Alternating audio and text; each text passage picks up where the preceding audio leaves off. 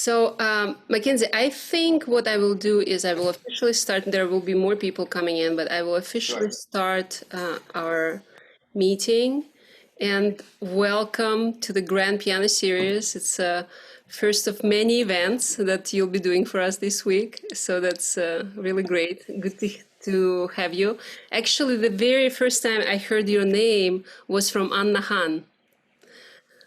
She Good is friend of mine. a big admirer of yours, and she definitely, was raving about how much she enjoys studio classes where you play. I guess you were in the Oh, same studio. yeah. We when I first heard her, well, I met her first at a bunch of competitions, Gina Bachauer competition and New York competition. So that was when I was a junior and she was a sophomore in high school, and so she followed just a year later into Juilliard, and so we were studio mates for 6 out of my 7 years there, so quite close, and yeah, I enjoyed her performances a lot as well. And then I was backstage after the concert of Emmanuel X, and I was like, "Oh, by the way, do you recommend some young up and coming artists who are great?" And he's like, "Well, Mackenzie Melemed, of course." So Well, that's like, they pay he's him your for the fan. lessons, but also for the promotions too as well. Yeah, he's been a great mentor, and he likes to support his students, and so I just happen to be the past couple of years the only student, so I was the kind of his only option. But I appreciate that from him. So yeah, you can be sure he definitely spreads the word about the fact that he's your fan.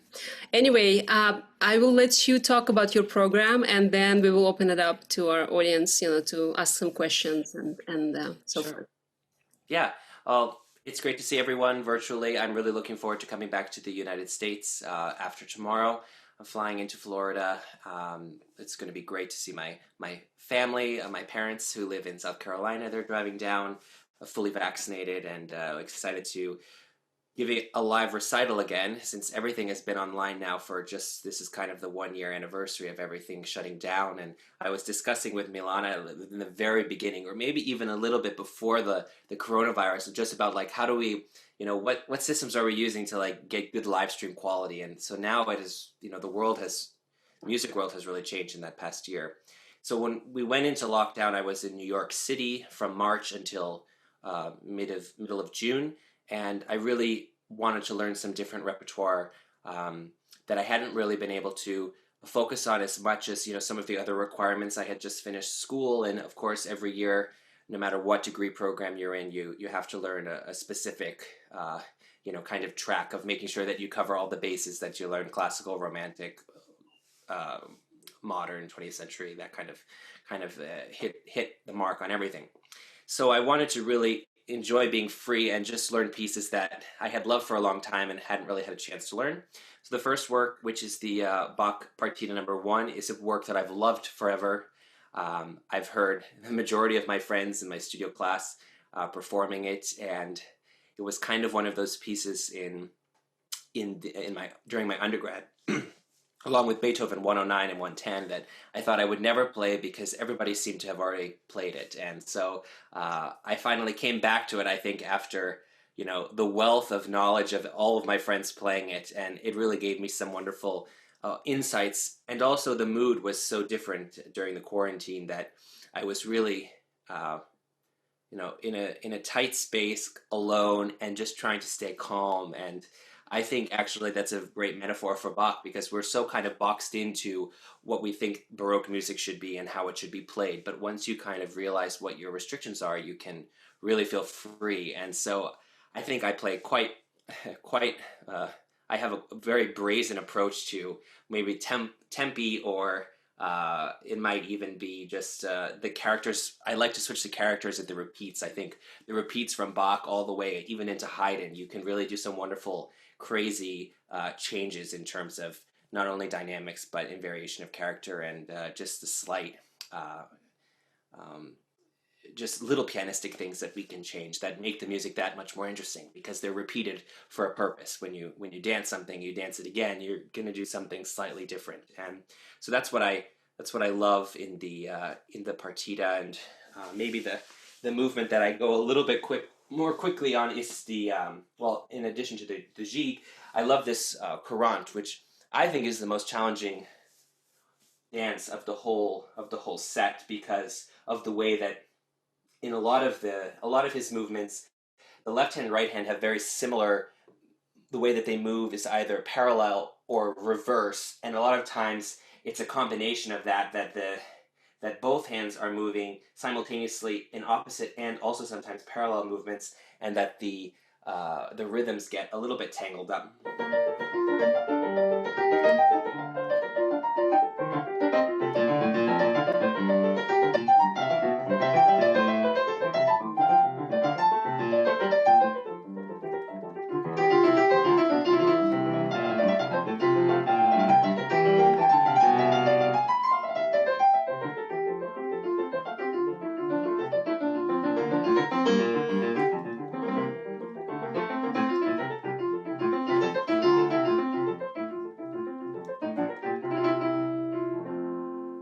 That's just the first part, and then I'll repeat it in the second part.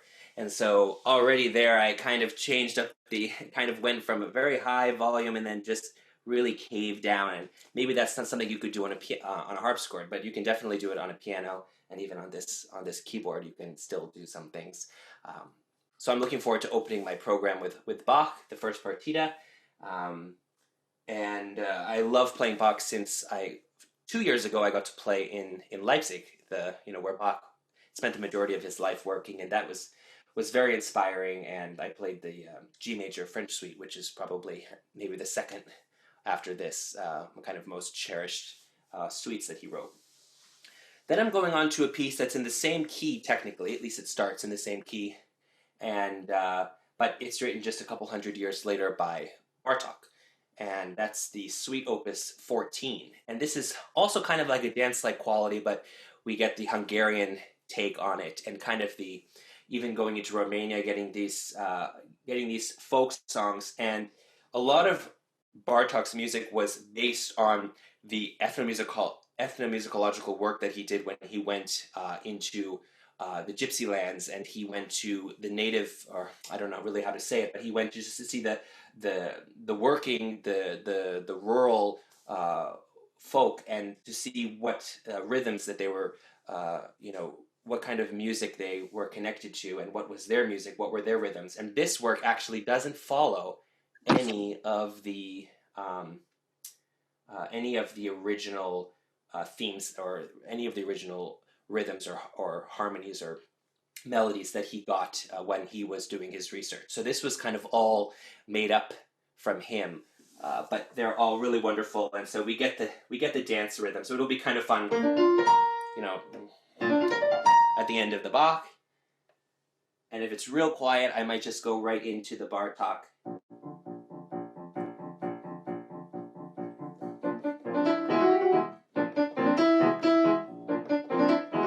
So you get that energy, and it's totally different. It's same key, but the feeling is a world away. And he really goes, this is kind of one of his only mentions, or might be his only mention of a 12-tone row, which is to play all 12 tones without repeating one until you go through all 12. And that's the second movement. So he goes through that, and very percussive. And in the third movement, he goes for more percussion. And very, very exciting, and building up to a very slow, drawn-out finale, which is kind of the opposite of what you would expect. You might start with something that gently, gradually builds up, and the end of the third movement might even be the better.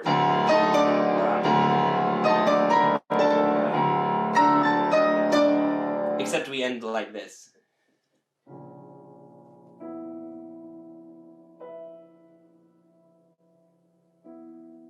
So it's almost ending with a question.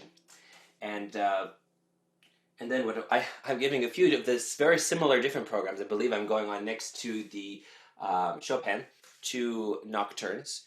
And these nocturnes were assigned to me by Jerome Lowenthal, who is one of the probably the longest serving members of the piano faculty at Juilliard. He was never a formal teacher of mine, but he is kind of a teacher to all of the piano students, because he famously has a Chinese dinner on Thursday evening during his studio class, where he invites all friends of the studio, which basically gives everybody a free invitation. And we would, although I wasn't in the studio, I kind of policed to make sure that nobody was just coming in at the last 10 minutes to eat the Chinese food, because there was only so much that everybody could have. So sometimes there were 30 people in the room, and so everybody got like one spring roll or one egg roll. And sometimes there were only 5 people, and he would say, let's give the rest of that to the security guards down at the front, at the main gates of Juilliard. So an extremely kind man. He noticed that nobody was playing Chopin in studio class, not studio class, in performance class, which is when you actually get to hear from people outside your studio, which is the people who study with the same teacher. And so it was a wonderful opportunity for us to, scrutinize our peers graduating in the same class, and also to get some wonderful opinions from different faculty members who we normally didn't have lessons from. So he said, okay, we don't have any Chopin, so let's do something easy. Every week, 3 people will play a nocturne. So Opus 9 number 1, Opus 9 number 2, Opus 9 number 3. And if you've played it before, tell me, because we'll make sure that you learn a different one. So I ended up being assigned these 2 nocturnes, which of course I never sat down and listened to all the nocturnes, but that closely. So I was assigned this Opus 15 number 2 and Opus 32 number 2, which are not the ones that you think of when you think of Chopin nocturnes, like C sharp minor, E flat, the first one in B flat. So these nocturnes are, not as well. The second one does get a little bit overt in the middle sections, but for the most part, they're just beautiful, and they really kind of just focus, I think, for a pianist on just beauty of sound, and I think that's what we should be focusing for all the time, even in Bartók, but really to make sure that I'll play in the second line that he has this flurry of like 35 notes against 4 in the left hand. And so how do you make it not sound like it's just a technical exercise? All of Chopin's embellishments are meant to sound very musical, almost like you could sing it. So we have this.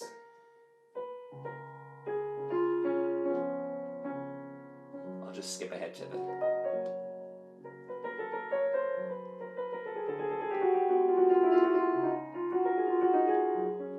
That's a lot of notes to fit into just one little phrase, and then without it feeling like you're stopping as well in the middle of the phrase. And so that felt a little bit like I was stopping just a tad, but I think Chopin nocturnes are wonderful in that respect, to practice those kinds of things. And the second one is very kind of moving, and the first one is reflective. I think the second one is kind of cherishing. It moves a little bit more.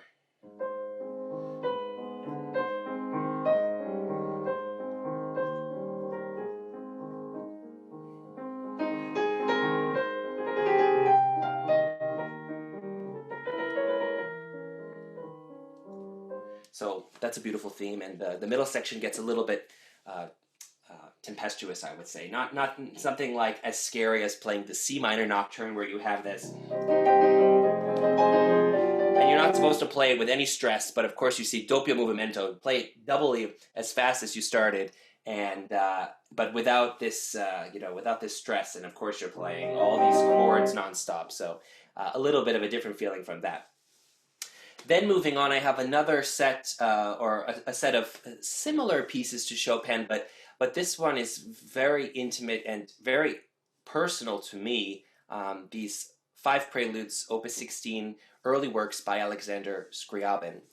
And I first loved recordings of Scriabin's music, namely the second sonata, and also which is the first movement, is one of the most beautiful works. He just had something about his style that really spoke to me.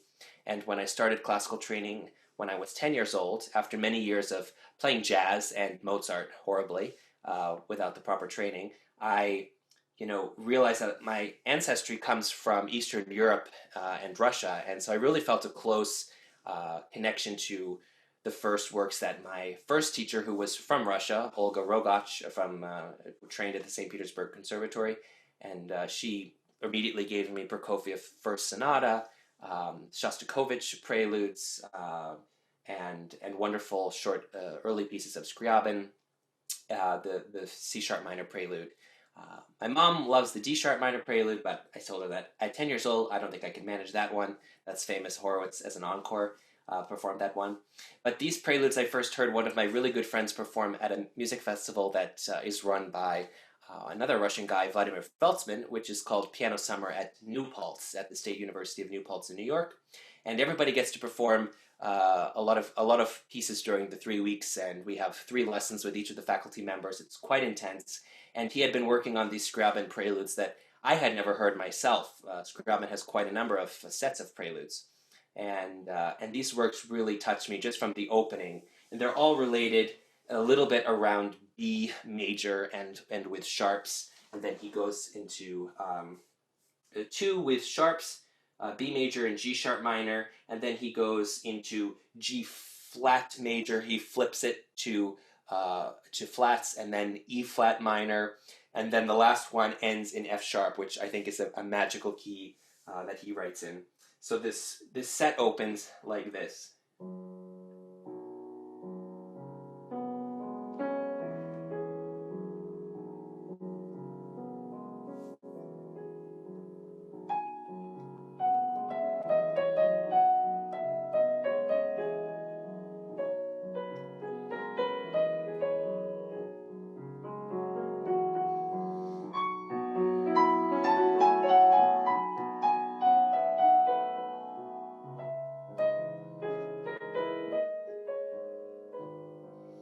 Already I kind of get chills just to play. It's very kind of painfully beautiful. And the rest of them also have this darkness, and the last one gives us a little bit of hope to end the set. And it's about 8 minutes, just beautiful short works by Alexander Scriabin in his early period.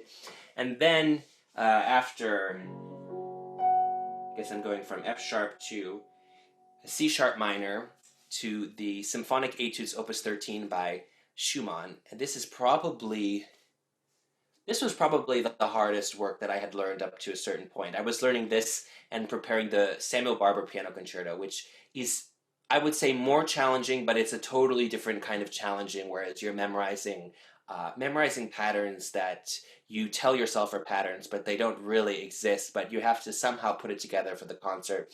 And I watched my replay back of the performance, and there's one part of the third movement where I just can't believe that it's possible to memorize something like that. And it's not atonal, and it's not Scriabin 9th or 10th sonata, which I think would be impossible to memorize, but people do it. It's not my ability. But this Schumann presented with so many challenges that you have to make an arc over these 12, the theme, the 12 variations, and bring it home in the finale. And I don't know if I should say stuff like this, but I think it's the learning process is so important, and to play something that's so new when you've just, like, I went to a competition with this piece into a big competition when I had just learned this a couple years ago, 3 years ago, and the reason I didn't get into the finals is because this was such a new piece that I hadn't really lived with it, and I had just started to realize that you don't always need to learn new pieces for competitions. You play what you feel passionate about, but what's in your bones, what's in your heart, that you really can kind of not hold back when you perform. And this piece is a piece that took me really 2.5 to 3 years to really think about the shape. The theme starts C sharp minor. It's chorale-like if you think of the romantic kind of Bach, and kind of poses a lot of questions and kind of snakes around the answer. So it starts like this.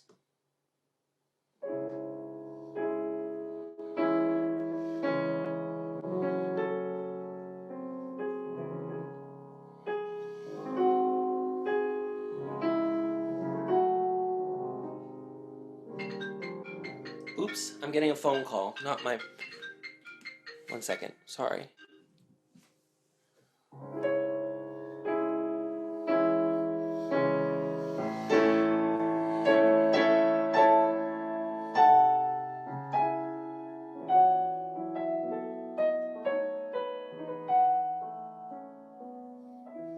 So there's this wonderful theme that you always kind of are reaching with your pinky, and the theme takes many forms over the many variations. The second variation is, you hear the theme in the left hand.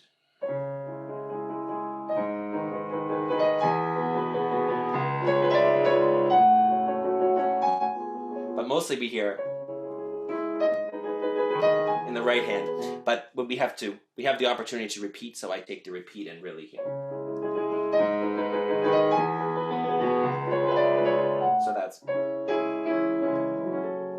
And then we have ones that don't really repeat the, well, actually,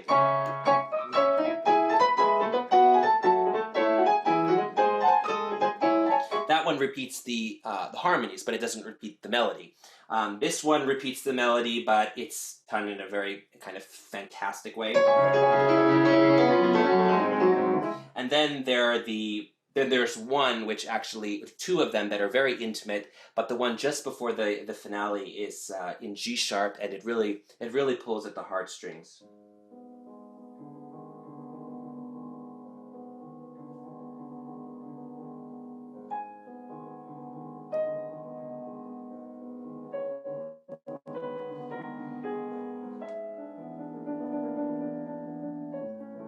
So it has this kind of murmuring left hand, and with a kind of very long notes in the right hand that we really have to think about how we're shaping that phrase so that it doesn't really fall off. We kind of keep the string at least semi-taut, basically, when we think about the phrase, that we don't want to let it fall. And then there's the other process of just getting through all 12 without making it seem like because it really feels like every variation, at least to the pianist, is kind of getting itself out of control. But if you can slowly build it, then the piece won't sound like it's over by the time you've hit the 6th variation, because the 9th variation is crazy. The 10th variation, the 10th and then the 11th variation is even crazier. Then we have this little respite of the 12th variation before we go to the finale, which is in itself another triumphant moment. So just the planning aspect is very difficult, and I think it's challenging for all pianists. But I've come to some sort of conclusion about it.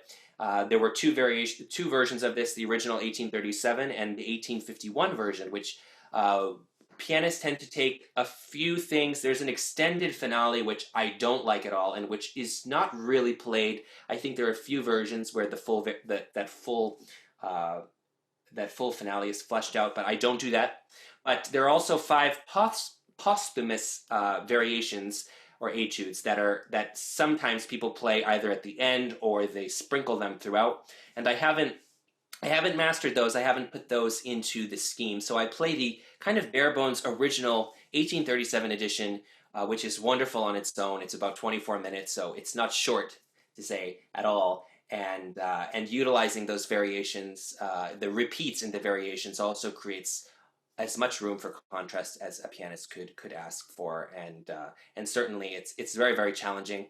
And once we get to the end, it's a great reward to end any program with this work. And so for those of you who are going to be at the concerts, which I'm assuming is going to be all of you, then I really hope that you kind of enjoy this arc from Bach, and kind of jumping forward to Bartok to kind of contrast the two dance atmospheres in B flat, and to enjoy some wonderful inward romantic music of Chopin and Scriabin before we end with a real masterwork of the Schumann. And that's the program. Mackenzie, I can't wait to hear it live, because I know it's going to be just absolutely spectacular. And the venues that we have, which are especially in Bonita and Naples, I think a lot of it is going to be influenced by the surroundings also. So I think and just the weather. I'm going to play so well. I know that, because I'm here in Finland, and it's been below freezing for as long as I can remember. So I'm really excited. When did you go to Finland? When did you arrive there? I went in July, but I came back. I had a concert for the Gilmore Festival in Kalamazoo, Michigan, and then I came back. So that was in September. So I spent all of the fall, winter, and now we're slowly coming to spring, but I'm going to get a jump start by flying to Florida. So do you like snow? Yes, I grew up in Massachusetts, and I'm used to snow. I'm used to used to the cold. I'm used to the darkness, although not as dark. I had to buy one of those happy lights by Philips that's sitting over there because it was quite difficult during December and January, and I usually don't get that kind of seasonal, light mood disorder. I might get seasonally have a mood disorder, but it's not because of the light. But this, I think, it really affected me. So December is really difficult, and even I'm in the most southern part of Finland, but the sun still came up at 10:30, and it's mostly cloudy during the winter. So basically, didn't feel like it was ever more than a sunrise, and then it goes back again at 2, maybe a little bit before. Wow. So Actually, can you tell our audience a story about Finland and your love affair with Finland? Because I find it absolutely fascinating. So I think yeah, I just enjoy hearing it. yeah, just the short story was that I won a prize in actually I was in the young artist category of the Gina Bachauer competition when I was 16 in 2012, 17 years old, 2012, and I was the highest ranking American competitor who made it to the finals, but I actually had won the 5th prize, and everybody else was from other countries. And there was a festival in Prague and to give concerts around the Czech Republic. But they usually took a pianist. They have taken a wonderful pianist, Stephen Buse, and other recent winners of that competition. And they told me that they didn't want to take me because they didn't think that 5th prize was a good enough prize to feature for a concert tour. And eventually they ended up, sending the recordings from the competition, and they said yes. So they booked our flights to go to the Czech Republic for 4 weeks, and I played all this American music. And we had 2 very long layovers on our way there. We flew Finnair. So immediately from when we got on the plane in JFK, I was thinking, like, everybody's tall and blonde and their language makes no sense. It's totally bonkers. Double vowels, double consonants, these umlauts which don't sound, or they don't seem like they operate like the German umlaut. So we had a lot of this, long words on the screen. And then you see the English translation, and the word would be like 3 letters long, and the Finnish one would just be this kind of word after word. And I kind of fell in love with it because of the pure kind of ridiculousness of the language. And when we had this long layover in Helsinki, both the first one was 9 hours, the second one was 23 hours. So we had a hotel, and I went to the local store, to the bookstore, and bought just a small book of basic English to Finnish. And it was a wonderful experience because I liked the Czech language, and I think I have a thing for languages, but that language was going to be impossible, and it didn't really interest me that much. So I went online maybe 6 months later after buying the book, and I went to find a pen pal, looking for someone who can teach me Finnish. I can teach them English. And I matched with a girl who used to live in this room that I have been staying in now for 6 months.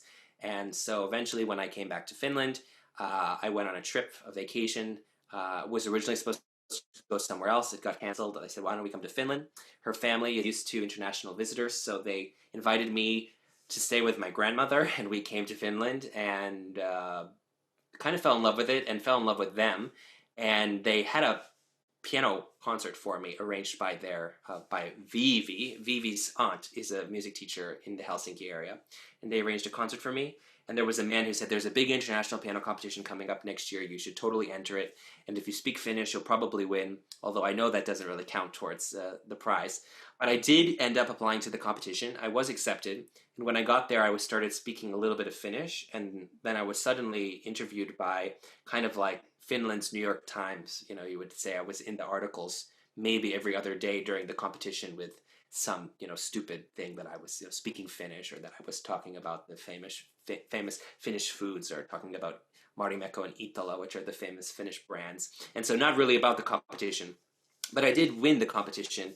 And with that, I was invited to play with all of the orchestras because I had emailed them all in Finnish after winning the competition. And this competition is not known like for some, the way that competitions are going these days, I was looking, and a few of my friends are in the Leeds piano competition, and that one gives you worldwide agency with Escones Holt, and they give you concerts, and they give you a CD on Warner Classics, and this competition, they gave you some money, but no other concerts. And I can say that because of Finland, I have gotten 80% of what I have done in the past 3 years in and outside of Finland because of this wonderful competition and because of the Finnish people and their love and appreciation for classical music and the wonderful piano society. I've been able to teach lessons there, lessons here in Finland, at some of the greatest conservatories, at Sibelius Academy, and so it's been really fulfilling, not only as a performer but as a teacher in the past year, mentoring the students who have been working on pieces that I've performed that they saw in the competition.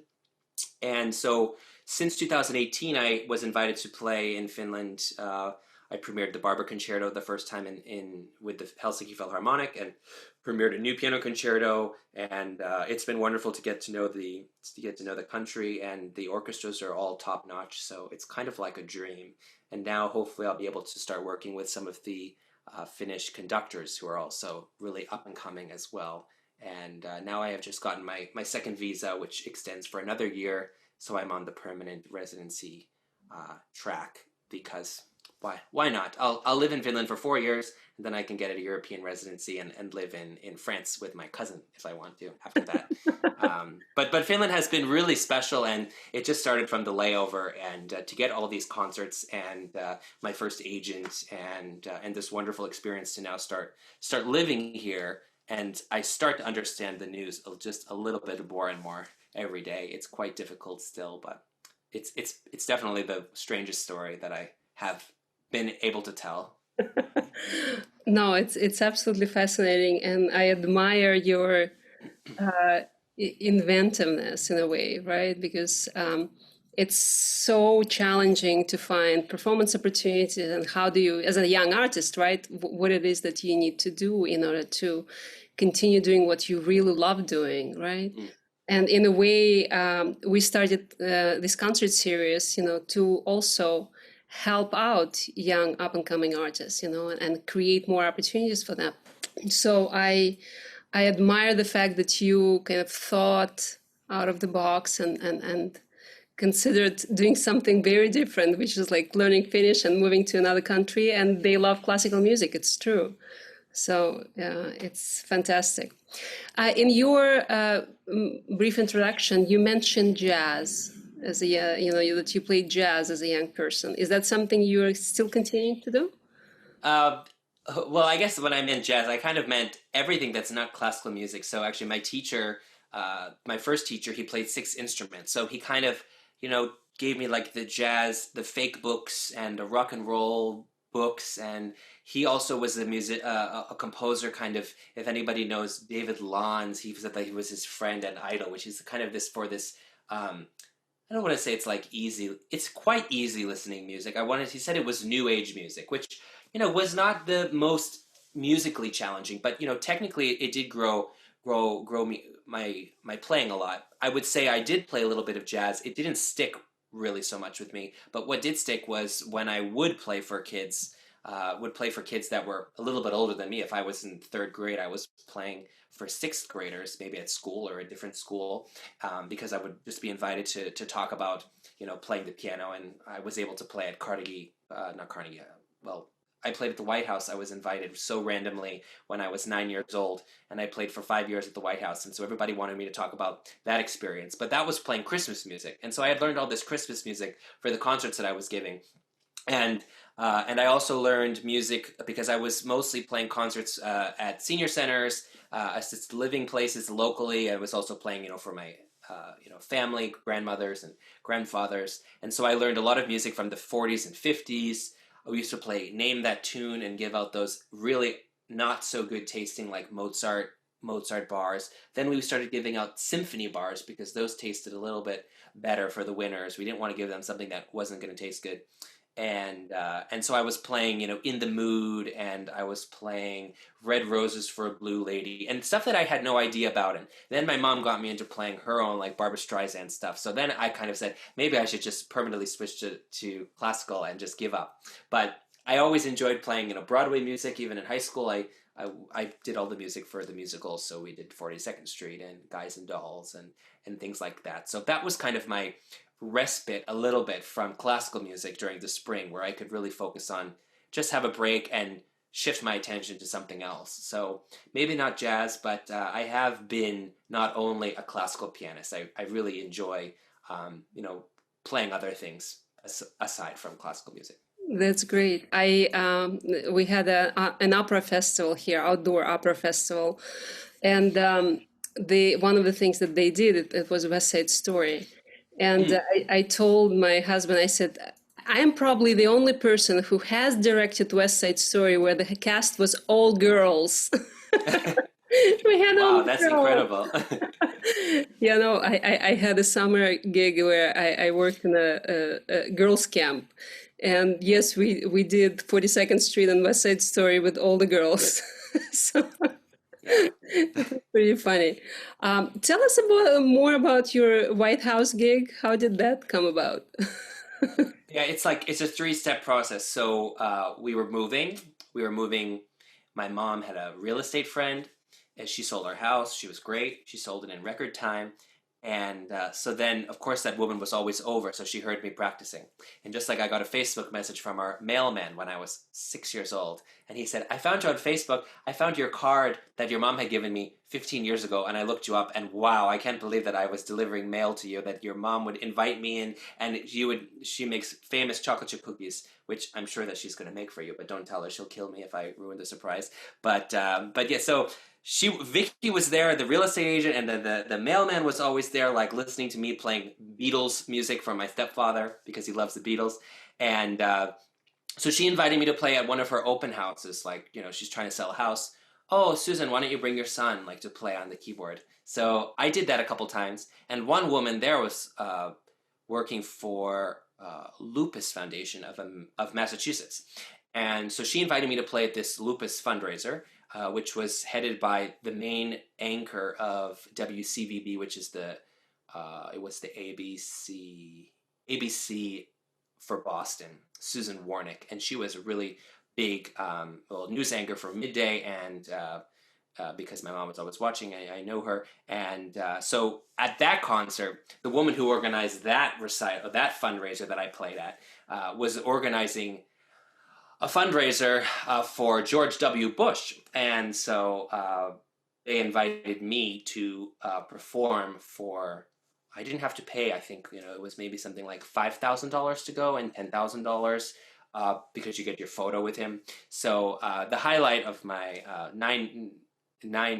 was 9 years old or 8 years old was that photo that I got with George W. Bush and my parents at the Park Plaza in Boston.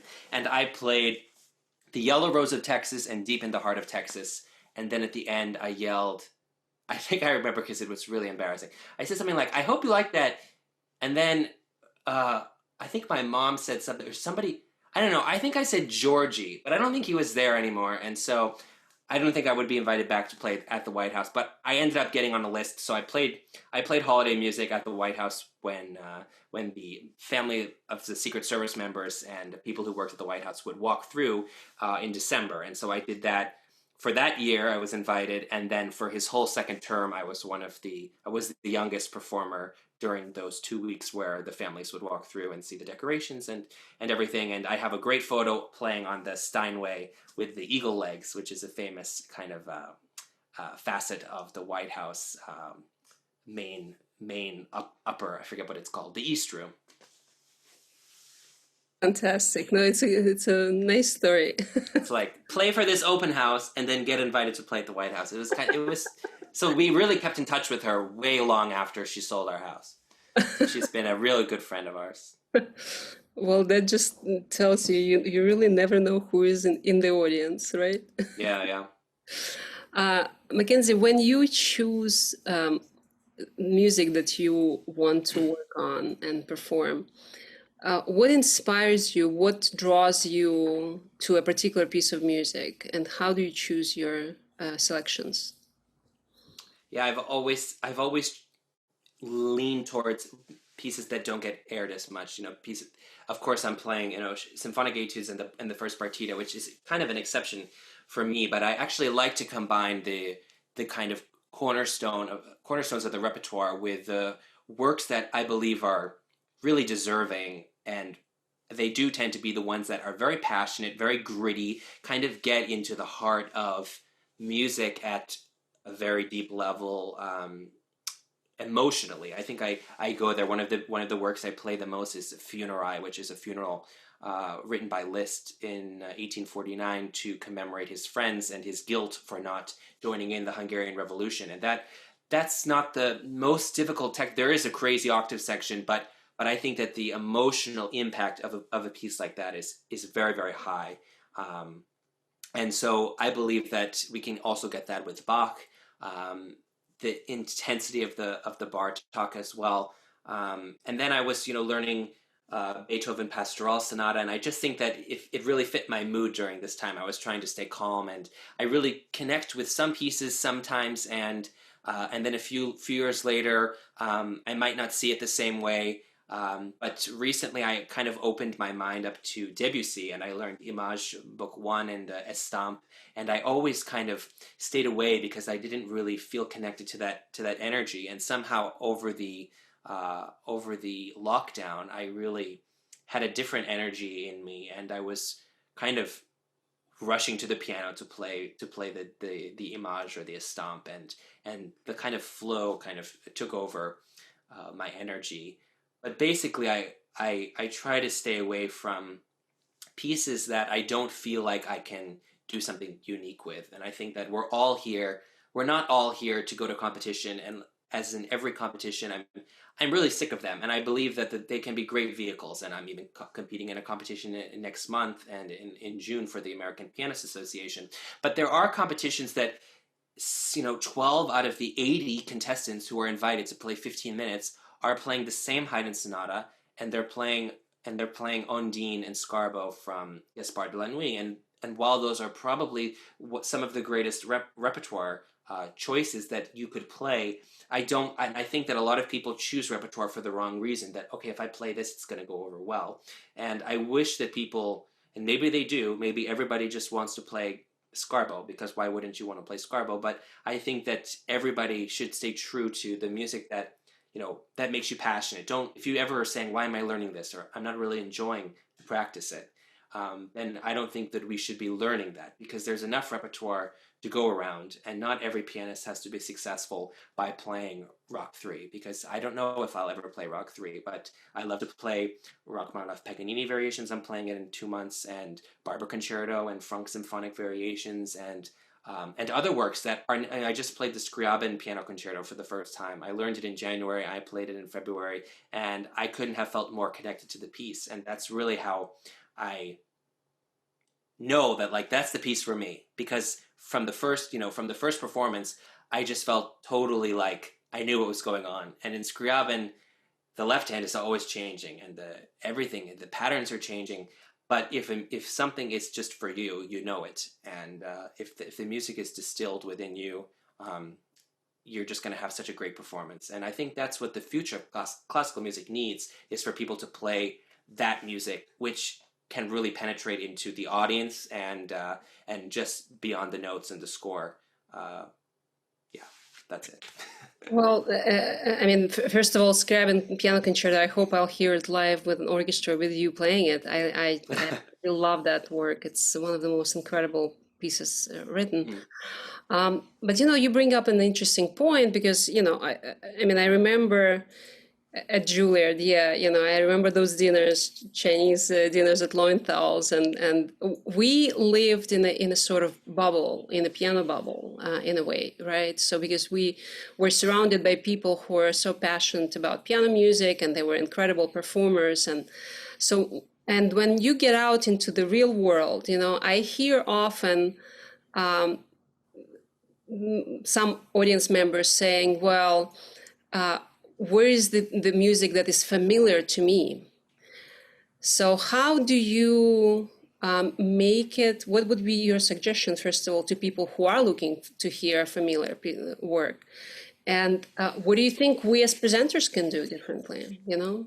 How we can bridge that gap, right? Yeah.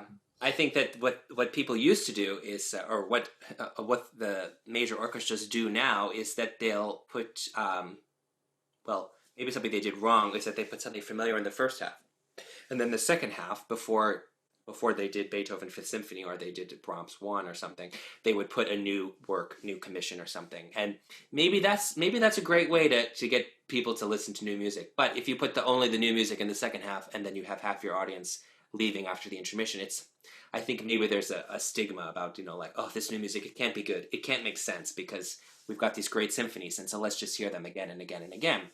But, if you've heard a pianist, maybe who's not a pianist who will play the same work the same every time, then there's no point in hearing that pianist again. And so I think of a pianist that you had, Eric Liu. Was it, if it was last year or the year before, but he just, he won an Avery Fisher grant just this week, and his repertoire, he studies with my teacher, and he was even studying with my previous teacher, Alexander Korsantia, and a very good friend of mine up in Boston. And I've known him for years, and I've always known him to go towards classical, early romantic, up to Brahms.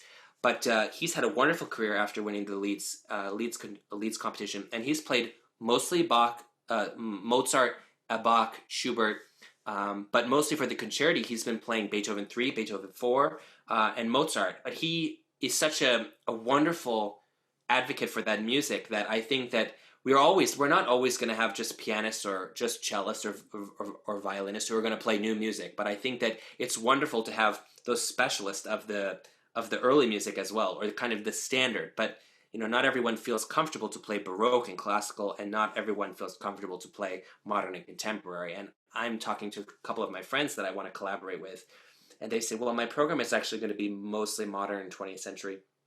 And I said, well, I don't even know if I can do that program, because for me to play Toru Takemitsu is really difficult. It's just something that doesn't come naturally to me. But for another person, it's beautiful, and it makes sense, and it's easy, and they just take it. And so I'm really happy to see nowadays that people are really making a persona with how they program. Because before, as I said, I really don't like it that everyone plays everything, because I don't think that it's really our level that we even can do everything really, really well. But we should focus on the things that we really appreciate.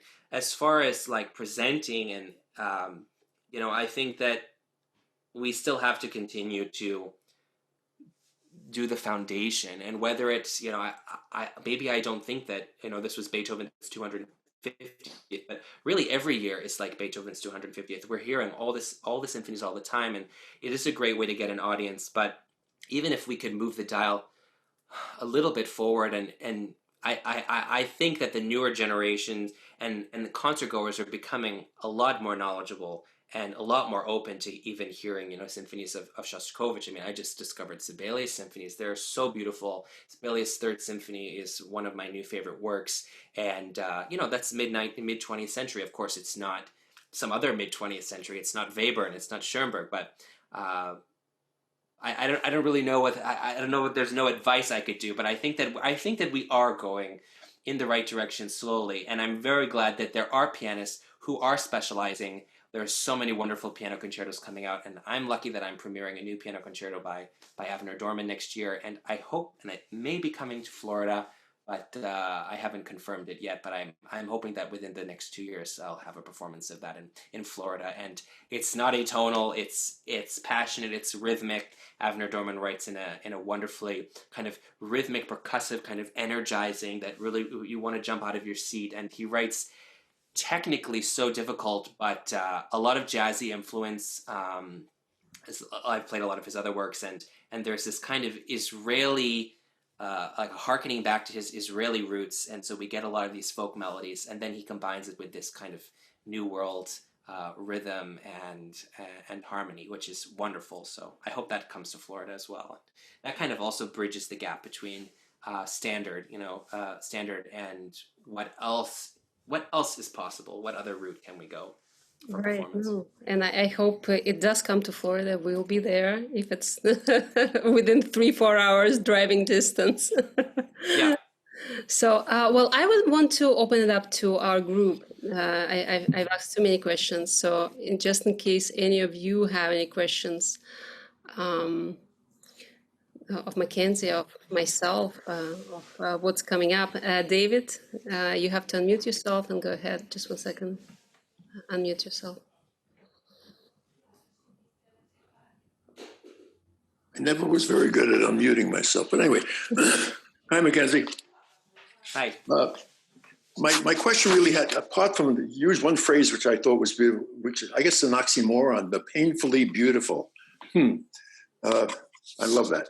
Anyway, my thought was when you were talking about starting to learn and develop new things to play, and I was wondering whether when you take up a new piece and you begin to play it, you're familiar in your ear. Is there a moment when you finally get someplace along that thing where you say, there's like an aha moment and yeah, I got it? Or the reverse of that, say, not what I thought it would be. I think I'm going to put this thing in the trash can. Well, I wouldn't say that. I guess I would say that I've probably heard all the pieces that I might learn at least once at some point in my life. Of course, I've heard some pieces a thousand times, and maybe I've heard this, this random work by some composer maybe once or twice. But a lot of it, I think, as well, has to do with how you come to hear it. A lot of times we don't come to seeing a piece or learning a piece just by opening the score, because why else would we have the score if we haven't heard it and we bought the music, or maybe it comes in an anthology, but you're not going to get random works that you're going to learn typically that way. And now everything's online, so it could just be going, getting into the spiral of going on YouTube, and there's a few YouTube channels that just have everything, and like everything that you want, and also everything that is just terrible. And so you have to kind of go through that to find these unknown composers. And you're right. I think that there is a point in the score where I think that it's usually this piece works or this piece doesn't work. And I think that, yeah, you probably can make anything work, but how much is it worth it to you to really like try and make a piece that really shouldn't, there's a reason why some pieces aren't that well known. And one of them is just that it's you can't make it work no matter how passionate, no matter how you structure it.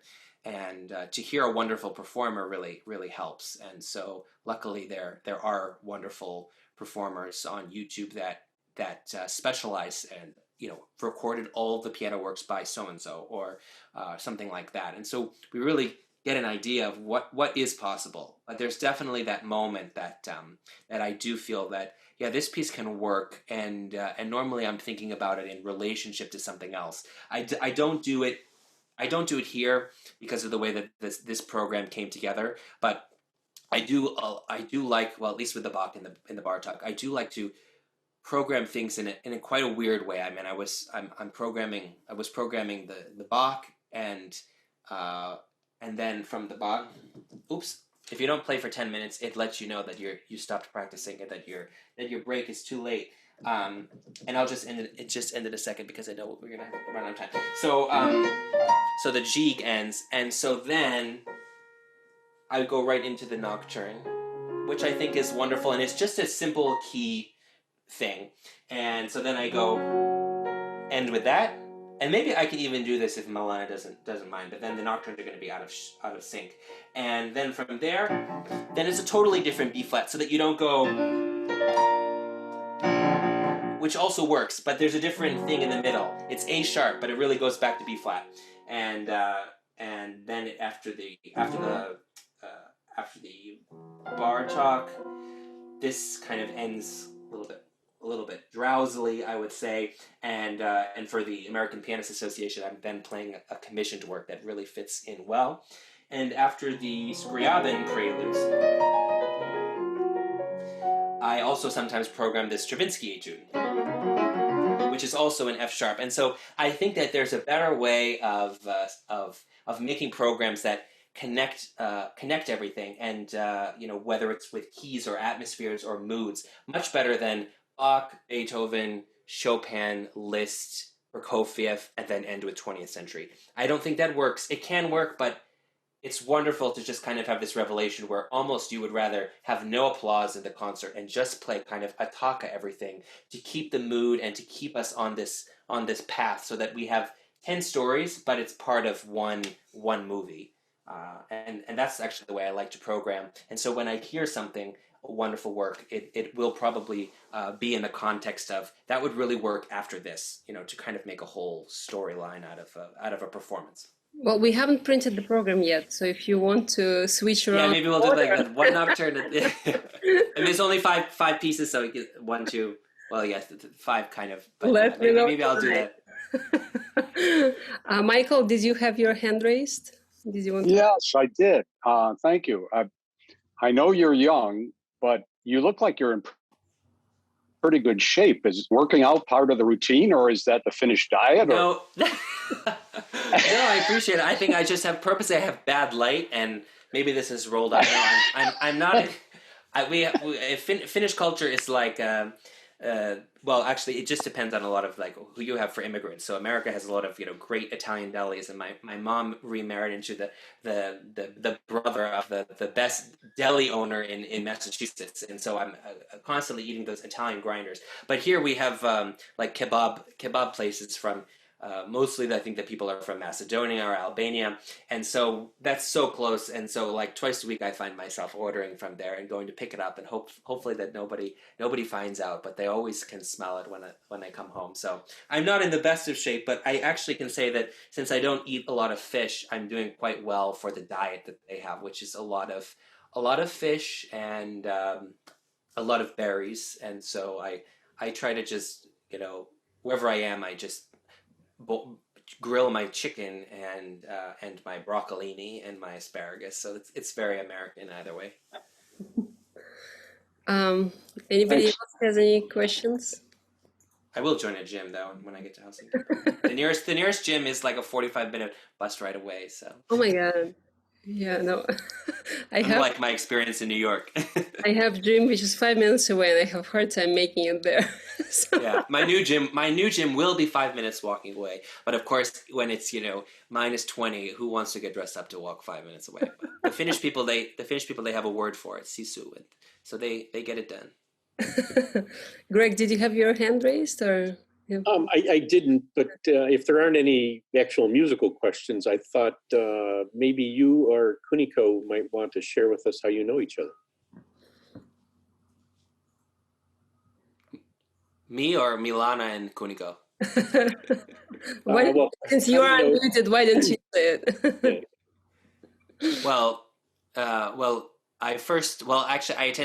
I have been lucky to attend a lot of great music festivals, and one of them that I attended is Chautauqua. And Chautauqua is they have everything. They have piano festival, they have orchestra festival, they have string theory, they have the wonderful opera group, they have, if you're not a musician, you can go and just, study religion, and they have every religious house, religious church, every temple, every mosque. They have everything that you could imagine on this like little plot of land, and everybody's doors are unlocked, and everybody's outside drinking wine. We were really stunned at how it was like a utopia. Or maybe it was like a dystopia, but it was pretty cool, and we loved it. And Kuniko has been going there, I guess, for a really, really long time. And so when I was there, she wasn't we have these connections hosts, which are kind of our adoptive host families that some of us would go to for dinner or whatever. And so Kuniko was one of a couple of my friends' host mom. And so I met Kuniko on one occasion where she invited us all out to dinner. And then we were at her house once, also for some wonderful food. And so I got to know her just a little bit. And so it was fun that when Milana invited me, I got an email from Kuniko that said, "Oh, well, we live like right next to Milana, and we're going to host you while you come there." So it feels like a little reunion. Although I didn't, I wasn't officially the host child of Kuniko, but I'm looking forward to seeing someone familiar that I've met before in Southwest Florida. All right, well, and that brings us to the end. Thank you so much, Mackenzie. I'm really excited. Safe travels. Tomorrow you're flying, right? Yeah, tomorrow I'm going to Helsinki because I can't get any bus because we have a lockdown here right now. So I'm going to stay overnight in the one hotel. But I will be landing in Florida on Thursday night. So I'm really looking forward to, after 21 hours, I will be quite tired, and maybe I'll pick up some Chick-fil-A or something on the way back to Kuniko's house, so she doesn't have to make me some food at 9 p.m. Safe travels, and we will look forward to seeing you. And I will see some of you at our concerts, and those of you who can't join us will miss you. We still have tickets available for the concert on Sunday in Punta Gorda. So if you feel like going up there, do join us there. We are sold out at Knickerbocker, and I believe we're close to selling out at the Breezeway. But so it's all awesome. We're great news, and I will look forward to seeing whoever can join us. Take care. Yeah, bye. Thank you.